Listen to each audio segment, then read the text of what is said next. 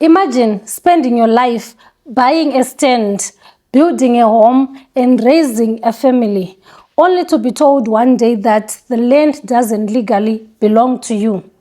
This is the reality facing many Zimbabweans right now, caught up in what have become known as the Sabuku deals. So in recent months, authorities have intensified investigations, raising fears for thousands of people who have bought land through these Sabuku deals. For years, thousands of people have acquired land through arrangements involving village heads known as Sabuku. In many communities, these arrangements or these transactions have become so common that some people have begun to view them as normal.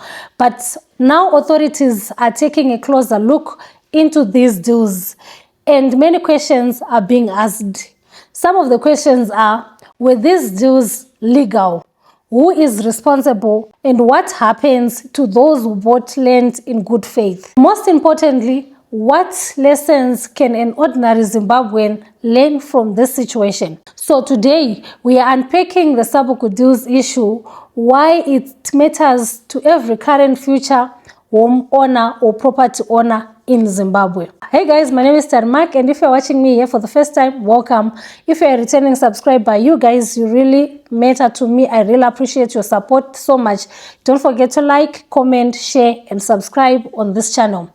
So the first thing that we want to talk about right now is what exactly is a Sabuku deal. Remember, there's a time that I came here explaining to you what happened when I tried to acquire land through these Sabuku deals, and it was deep in the rural areas in Chivi down there, but things didn't go according to what I had planned. So what exactly is a Sabuku deal? Traditionally, a Sabuku is a village head who plays an important role in the community leadership and also administration. Their responsibilities often include settling local disputes, helping manage communal affairs, and serving as the link between traditional leaders and also the residents. However, over the years, reports emerged from various parts of Zimbabwe of communal land being allocated and sold through informal arrangements, and this is what is now being referred to as Sabuku deals by many people. So in many cases, buyers would pay money and receive some form of acknowledgement from local leaders. To the buyers, everything appeared legitimate because you see, a Sabuku just comes, give you a piece of land, then you start building on that piece of land. So after all, the transaction involved respected figures within the community, so people didn't see any loopholes or didn't see any challenge or see any illegal thing on that. But reality can be far more complicated than what we see with our own eyes. So I know there are also people who are judging those who bought these Sabuku deals, saying, why would someone buy land that doesn't have papers, that is not legal? But remember what is happening right now in Zimbabwe. I'm going to answer that, why so many people are entering in these Sabuku deals right now in Zimbabwe. So to understand the problem, we need to understand the housing situation that many Zimbabweans are facing right now. Owning a property in Zimbabwe remains a dream for millions of Zimbabweans, whether someone is in the diaspora or someone is currently living right here in Zimbabwe, as long as that person is a Zimbabwean. Yet formal residential stands are often expensive that an ordinary Zimbabwean cannot afford to buy those stands. Remember, most of the stands that we have been talking about, the land that is being developed in Golden Million, Lingate, Spitzkop, and all those other residential stands which are coming up right now, and many people have been saying this land is very, very, very expensive. So buying a stand in urban areas has become very impossible for many Zimbabweans right now. So for a young family trying to build a future, saving enough money to buy land through official channels can take many years. Yes, in as much as other developers are trying to come up with options whereby someone can just go buy a stand, pay in terms, like what many other developers are doing. For some, it's something that is very difficult. Someone can actually spend more than 10 years trying to save money to buy a stand. Remember the story of our brother who we did a video recently, Talent. He told us how many years it took him to buy a piece of land where he's currently staying, where he built his one-roomed house. So imagine for other ordinary citizens right now. At the same time, urban populations continue to grow day by day. Demand for housing, it keeps on increasing. And when someone is offered a cheaper piece of land with flexible payment terms, it becomes something that is tempting. And also, if you're told the moment you buy that piece of land, it's ready to build, it also becomes very tempting. Remember, most of the land that people are buying right now, you have to wait for about 24 months, 3 years, 4 years for you to start building after the developer has completed the servicing phase. So people see an opportunity, they think, why should I continue renting when I can buy a stand that I can start building? And for many families, it feels like the only realistic path to home ownership. So this is why Sabuku deals have become so popular around Harare and around many diasporans who are thinking of investing back home. Not necessarily because people wanted to break the law, no, but because they were searching for an affordable piece of land where they can just build their own future. In as much as these Sabuku deals are tempting and people, they are seeing an opportunity of owning a home and so forth, the problem with these informal transactions is that they often leave buyers vulnerable, and this is exactly what is happening right now and why so many people are panicking right now in Zimbabwe.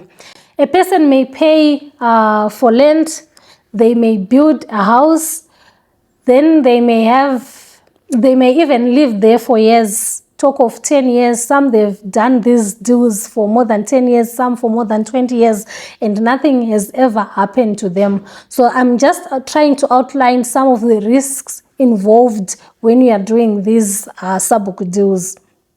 But if proper legal procedures were not followed, questions can later arise about the ownership. I'm sure you can also imagine investing your life savings into a property. I imagine borrowing money from maybe relatives, because it's not everyone who can afford to have large sums of money, which some other Sabukus were demanding 2,000, 3,000. For other people, it's actually, in fact, it's a lot of money for an ordinary person to move around with. So imagine spending years buying bricks, roofing material, and also even windows, doors, all the material that you need for you to build your own home. Then one day you are being told there is a dispute over that piece of land. This has been happening for quite some time now. I'm sure for those who read newspapers, who follow online news, you have been seeing this, some other disputes rising over a certain piece of land. Then the emotional and financial consequences can be devastating as well. For many families, property is their biggest investment.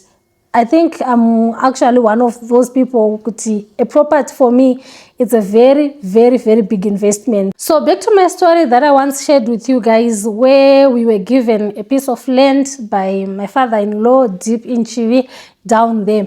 So what happened is, Sabuku deals or Sabuku land, rural land, always remain state land. No matter you have paid thousands on it or you have built your own mansion, it remains state land. So there were also disputes around that land, whereby there were now illegal miners around that area, and so rumors were saying kuti anytime vanhu vari around that area vachabviswa vozondotsvagirwa kumwe. That's what the government always do, to say if you have built around that area and they have got another thing that they are planning on that piece of land. They move you, they evict you, they send you to another piece of land, then you start building, or they compensate you.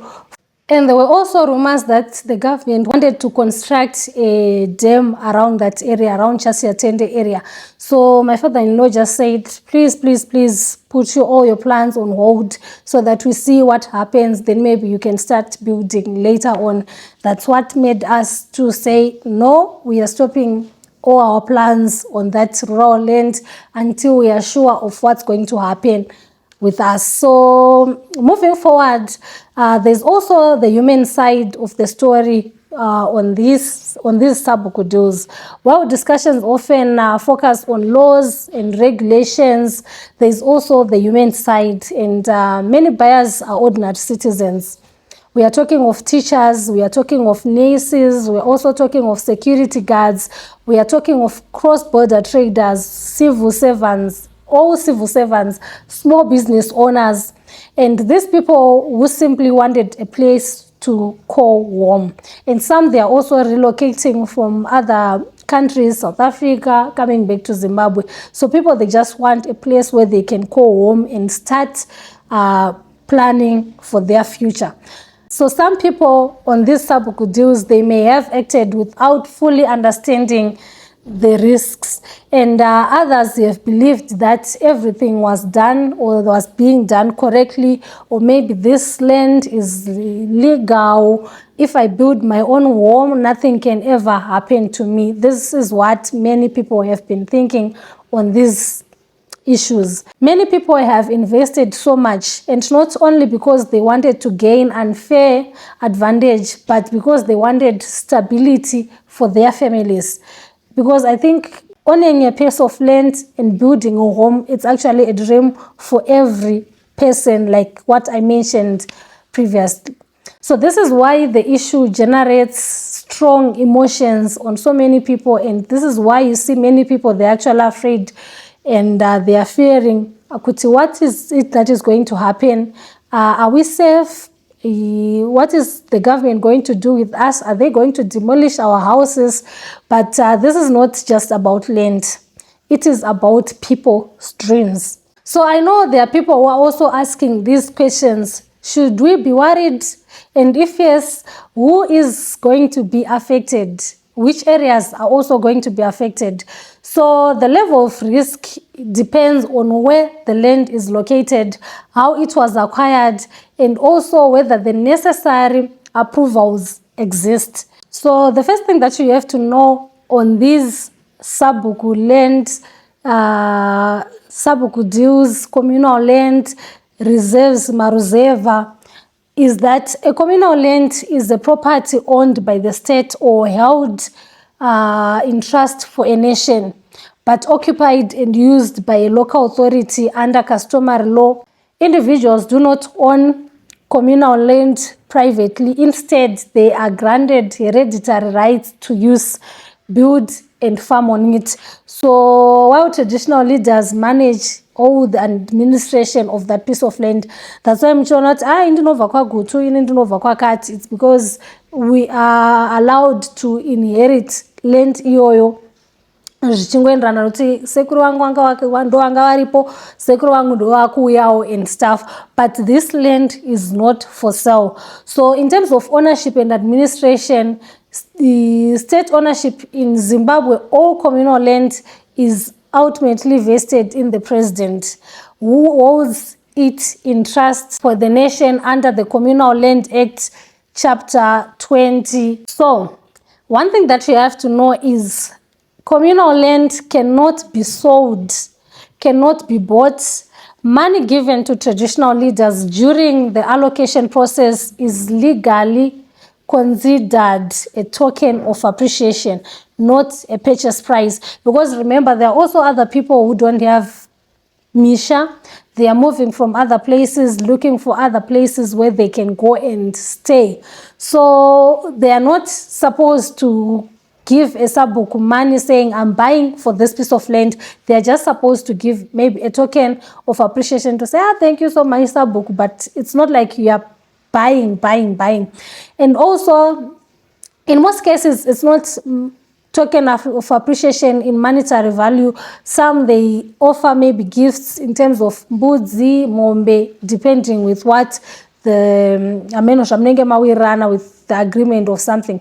But in most cases, people, they are not supposed to give a Sabuku money to buy land. So in this case, like I said, who is going to be affected? I think right now, with what is happening right now in Zimbabwe, the most people who are supposed to be worried are those people who are building or who are buying land in peri-urban areas. Why?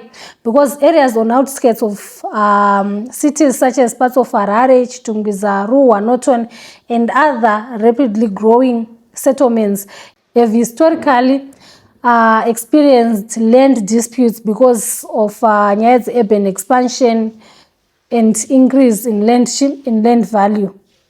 So remember, with what is happening right now in Zimbabwe, in Harare to be specific, Harare is expanding, and in terms of the town planning, this is where you are seeing that even some of the developers, they are now starting to develop in those areas. Talk of areas like Norton, kwatone mamwe developers ari kutopindira.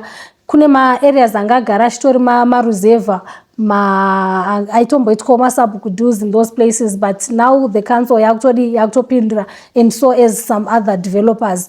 So building or buying land right now in Zimbabwe, buying kuma peri-urban, I think at times it's a risk because you don't know what is going to happen. Because remember, we say this land does not belong to any Sabuku, in as much as they give you assurance to say you are part of my community or nothing is going to happen to you, but it's also a risk on its own. So I would advise, maybe if you're going to be looking for land to build your house, to build your dream house that is very affordable, I would advise for you guys to go and build deep in the rural areas where hakuna any development that can happen at any given time or any time soon. So these are also other places that you should consider. Talk of areas like Koknana Chivi, Mukati. In Chivi, it's also at risk because of Nyadzema Demangashingo, Dakuitwa, talk of Tokem Course. There are people who were moved from that area. Vachiskwa Kumwe, there are also rumors at any time and are not gonna move you. So these are also some of the things that you have to consider before you do any Sabuku deals. One thing that I can say is what can people learn maybe from all this, what's happening right now in concerning these Sabuku deals. Whether you're buying land today or even in 10 years from now, these are some of the most important lessons that you should take note of. Never rush into a property transaction. Whether it's a stand, whether it's a house, never rush in any of these transactions. And also verify ownership. Who owns this piece of land? What are the risks, so that you know everything involved on that piece of land. And also check the legal status of the land. Like ownership yoyo, is it a legal place for me to build? Because hakuna chinhu chinorwadza like buying a piece of land, live there for many years, then was also that this land is not legal, yours, illegal settlement, something like that. I've noticed in some other parts of Epworth, my illegal settlements, but now council yakuita, so you never know, maybe this is also the case. Some of those people vakatenga kuma areas where ngashinzi masabuku deals, maybe the council is also going to come and be involved, other than just demolishing dzimba dzevanhu zvinogona kuitika, allowing for that urban expansion zvinokwanisika futi kuitika. And also ask questions before buying any piece of land. Always seek professional guidance before handing over money. If there are people who are into maybe real estate, developer, or even go even to the government, go to council, go and ask, I'm thinking of maybe getting a piece of land in area yakadai, or maybe I should just leave everything izvozvo ndega. You see some of the things zvinokwanisa kugadzirika as long as wanyatsobvunza ukanyatsoziva. If you're going to continue with building ipapo or construction work, you know kuti ndakuita, but zvinhu zvese uri kuziva kuti zviri kufanira kufambiswa sei. And if also the deal seems to be unusually cheap, investigate why. Kuti why is that piece of land iri cheap kudaro? And also for those who are worried about kuti are we safe, are we not, I think it's also best to just go to the council and ask kuti, is there anything that is going to be done? Because remember, wherever you bought, there were people already living in that same place. So if they are saying they are going to demolish Zimbabwe Zozo, is it going to affect even those who have been staying there, maybe for makore mangani? But one thing that I know is if there is anything that is planned on any piece of land, especially on these rural settlements, the government haiuye yongopwanyira vanhu before vatsvaga kumwe kwekuti vanhu vanoendeswa. So I don't think people should really be worried much on those ones, on that issue, because the government usually inotokubvisai. Yes, inogona kuendesai kune imwe nzvimbo yekuti unogona kusakufarira, but in most cases havaputse dzimba dzevanhu vobva kushayirai ikweku kuendesai. They usually compensate for that action. So as I'm concluding this video, guys, the Sabuku story is not just about property. It is a story about opportunity, risk, housing development, and also the future of thousands of families here in Zimbabwe. So as investigations continue and discussing grows, one thing remains clear. Before buying any piece of land in Zimbabwe, or make sure you understand exactly what you are purchasing and whether the necessary legal processes have been followed. Because when it comes to property, what appears affordable today can become very expensive tomorrow. This is one thing that people have to know always. And as I'm concluding, what are your thoughts on Sabuku deals issue that are happening right now in Zimbabwe? So should buyers who purchased in good faith be protected?